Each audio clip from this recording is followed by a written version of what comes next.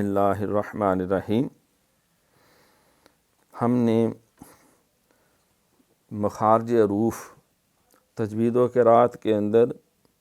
علم تجوید و قرات کے فن میں دو چیزوں کی بہت زیادہ اہمیت ہے، ایک مخارج حروف اور دوسرا حروف کی جو صفات ہیں، کیونکہ ان صفات کے ساتھ ہی حروف کو نکھارا جا سکتا ہے اور صحیح مخارج سے ادا کرنے سے ہی اس کی صحیح طریقے سے ادائیگی ہو سکتی ہے۔ تو ہم نے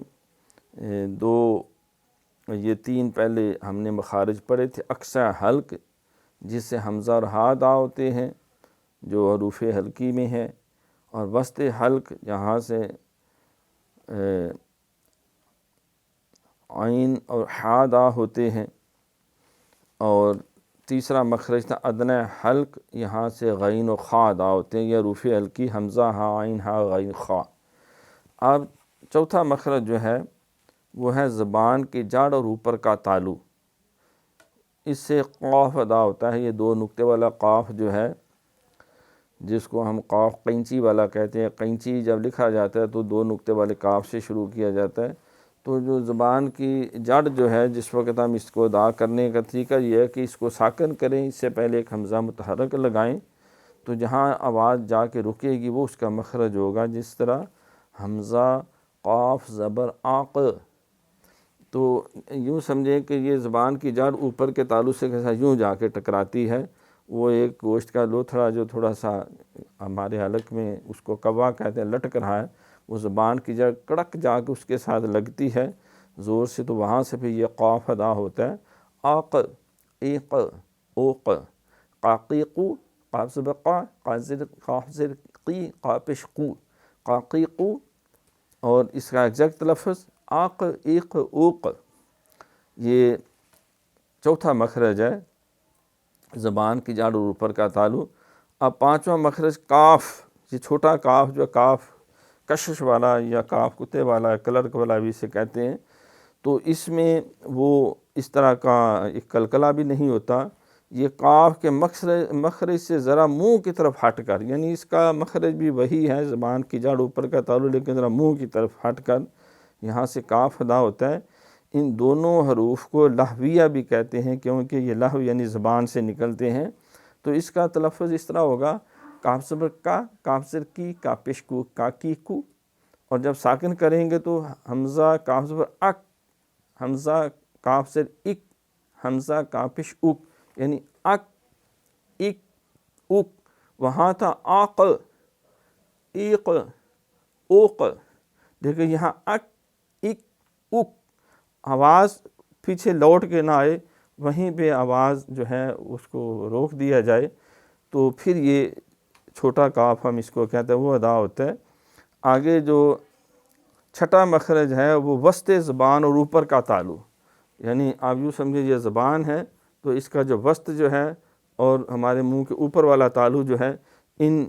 کے ملاپ سے ان کی قربت سے جو تین حروف ادا ہوتے ہیں وہ ہیں جیم شین یا، لیکن یا جو ہے وہ غیر مدہ، مطلب زبر زیر پیش والی یا ہے، وہ ساکن نہ ہو جس سے پیچھے زیر ہو، ورنہ وہ یا مدہ ہو جائے گی، اگر زبر ہوگا تو یا لین ہو جائے گی۔ تو جیم شین اور یا غیر مدہ ان تینوں حروف کو حروف شجریہ کہتے ہیں۔ ان کا بھی یہی طریقہ ہے، جیم زبر جا، جیم زر جی، جیم پیش جو، جا جی جو، شاشی شو، یا یی یو۔ ساکن کریں گے تو حمزہ جیم زبر آج آج، زبان کا یہ وسط والا حصہ تالو کے ساتھ جو زبان کا جو سینٹر والا حصہ ہے نا، وسط زبان اوپر کے تالو کے ساتھ یہ لگتی ہے آج آج ایج اوج، اش اش اش، اور یا یی یو، یا یی یو، یا صرف زبر زیر پیش کی حالت میں اس کا یہ مخرج ہے، جب یہ مد و لین ہو تو اس کا دوسرا تلفظ ہے۔ آگے آٹھواں مخرج جو ہے، ساتواں جو ہے وہ اوپر کی داڑھی اور حافہ لسان دواحق سے نواجز تک،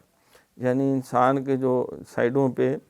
12 داڑھیں ہیں تو ان کے ساتھ یہ حافہ لسان میں یہ سمجھے زبان ہے، یہ اس سائیڈ سے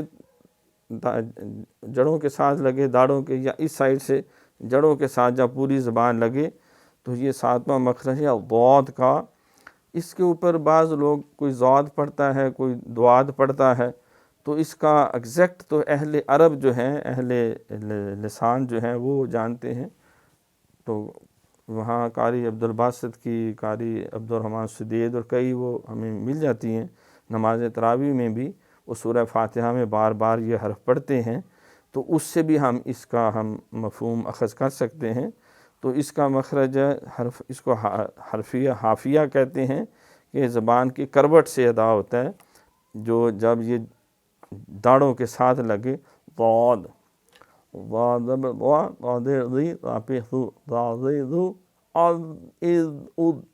اس کی صفت استطالت ہے۔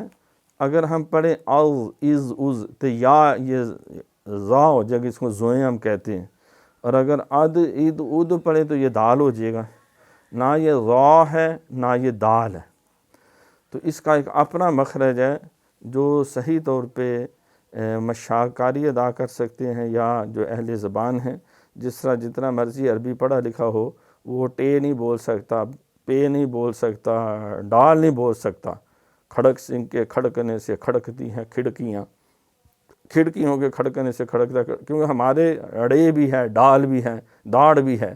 لیکن ان میں نہیں ہے، نہ پے ہے، پی ان سے داڑ پاکستان لکھا ہی نہیں جاتا، پاکستان۔ تو اسی طرح یہ حرف بھی پرٹیکولرلی اہل لغت کے لیے، لیکن بعض اہم ناسمجھی کی وجہ سے جھگڑتے آتے ہیں، اور تم نے زوالین پڑھا اور تم نے دوالین پڑھا اور تمہیں نہیں پتا، کہہ رہے تمہیں نہیں پتا۔ تو یہ کوشش کی جائے کہ نہ یہ ضا ہو، زوالین ہو، اور نہ دوالین ہو، ولا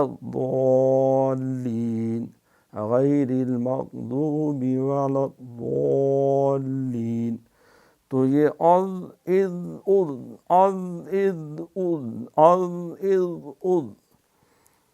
آٹھواں مخرج، یہ زبان کا کنارہ،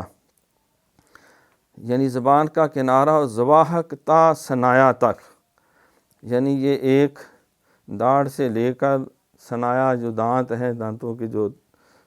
ہمارے ہے، دانتوں کی تعداد کل 30 اور 2 ثنایا 4 رباعی ہیں، 2 ہیں انیاب 4 اور باقی رہے 20، کہ کہتے ہیں قرا درا سنی کو۔ تو وہ شعر کے اندر انہوں نے یہ پورا جو ہے وہ بیان کیا۔ تو یہ اوپر کے دانتوں تک جو ہے ایک داڑھ، اور وہاں کے ساتھ جب